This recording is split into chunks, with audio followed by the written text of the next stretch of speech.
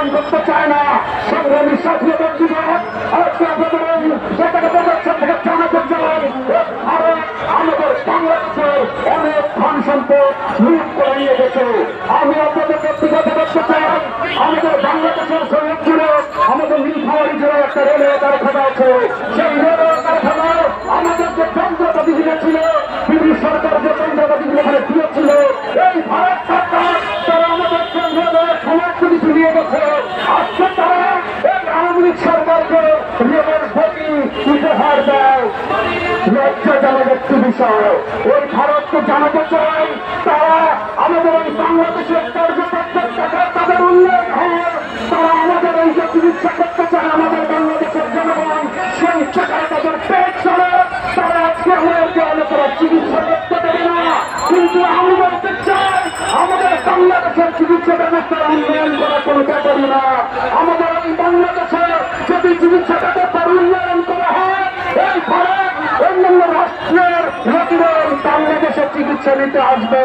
কিন্তু একটা গোষ্ঠী, ওই আওয়ামী গোষ্ঠী, ওই আওয়ামী শাসক গোষ্ঠী বাংলাদেশের চিকিৎসা খাতে কোনো উন্নয়ন হতে পারে না।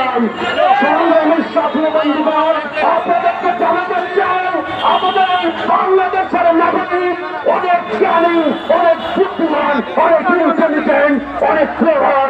আপনার জানেন এই বাঙালি জাতি বাংলাদেশি আমরা পৃথিবীর থেকে অনেক উন্নত জাতি, আমাদের জ্ঞান বেশি, এবং সেই কম নয়। কিন্তু আমি শাসক করছি আমাদের এই জাতিকে অনেক শিক্ষা দিয়ে দিয়েছে। সংগ্রামী সাথী বন্ধুগণ, আমাদের শিক্ষা ব্যবস্থাকে লক্ষ্য করে দিয়েছে। সংগ্রামী সাথী বন্ধুগণ, আমাদের অর্থনীতির সংগ্রামী সাথী মানুষ যেভাবে ফুসে উঠেছে, চলছে না।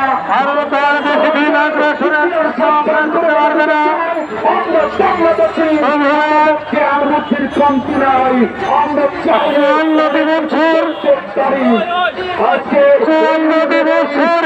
ভারতের যে আগ্রাসন চলছিল জানাতে চাই তার নিরসন হয়েছে 24-এর 5ই আগস্ট। সবাই নিজ নিজ ক্ষেত্রে চেষ্টা করুন। 5ই আগস্টের পরে আমরা বলেছিলাম বাংলাদেশের জনগণের প্রতি একটি অনুরোধ, ভারতে কেউ যাবেন না। ভারতের চিকিৎসা ব্যবস্থা আমাদের দরকার, চিকিৎসা নেওয়ার আমাদের দরকার নাই।